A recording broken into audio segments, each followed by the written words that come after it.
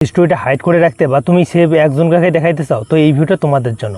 তুমি আজকের এই ভিডিওটা দেখে তুমি কিন্তু তোমার ফেসবুক স্টোরি সেভ একজন হোক বা দুইজন হোক দেখাইতে পারবে, এবং আপনি চাইলে কিন্তু আপনার ফেসবুকে যতগুলো ফ্রেন্ড লিস্টে আছে সবাইকে দেখতে পারবে। দুইজনকে হাইড করে রাখবে, মাত্র দুইজন দেখতে পারবে না, বাকি সবাইকে তুমি হাইড করে রাখতে পারবে।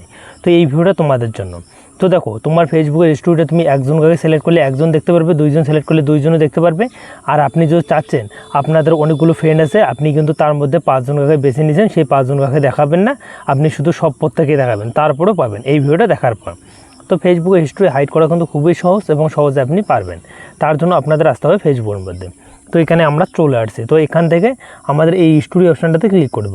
তো স্টোরি অপশানটাতে ক্লিক করে দেবো, এই ফটোটা আমরা স্টোরি দেবো। তো সিম্পলি এখানে ক্লিক করার সাথে সাথে এখানে নিচে কিন্তু একটা অপশান পেয়ে যাবেন সিরিং নামে। জাস্ট আপনি এই সিরিং নামে আইকনটাতে ক্লিক করে এই দেখো একটা প্রাইভেট নামে যে একটা অপশান আছে, এখানে ক্লিক করবেন। তো এখানে ক্লিক করতে বন্ধুরা এখানে কী সিলেক্ট আছে আপনার দেওয়া আছে, এখানে পাবলিক, ফ্রেন্ডস, তারপরে কাস্টমাইজ, এখানে এগুলো দেওয়া আছে। তো পাবলিকটা কী জিনিস আপনাদের বোঝাচ্ছি।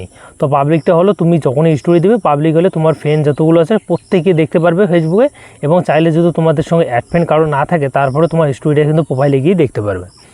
আর তারপরে ফ্রেন্ডস জিনিসটা কী জিনিস আপনাদের বোঝাচ্ছি। তো ফ্রেন্ড করে দিলে তুমি শুধু ওনলি ফ্রেন্ড, তোমার যতগুলো ফেসবুকে ফ্রেন্ড আছে বা অ্যাড ফ্রেন্ড আছে বা তোমার যতগুলো ফ্রেন্ড আছে তারাই শুধু স্টোরিটা দেখতে পারবে, বাদে অন্য কেউ যদি তোমার মোবাইলে আসে সে কিন্তু স্টোরিটা দেখতে পারবে না। তো আপনি এই দুটির ব্যবহার বুঝতে পারছেন। তারপর দেখা যাচ্ছে হাইড স্টোরি ফর্ম। তো এই জিনিসটা কি আপনাদের বোঝাচ্ছি।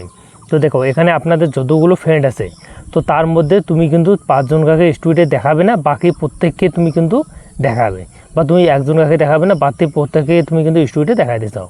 তো সিম্পলি আপনি এখানে সিলেক্ট করে নেবেন। সিলেক্ট করে নেওয়ার পর বন্ধুরা জাস্ট এখান থেকে ব্যাগে আসবেন।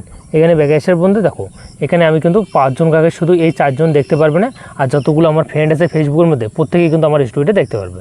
তো আপনি ব্যাপারটা বুঝতে পারছেন। তো হাইড স্টোরিটা কী জিনিস।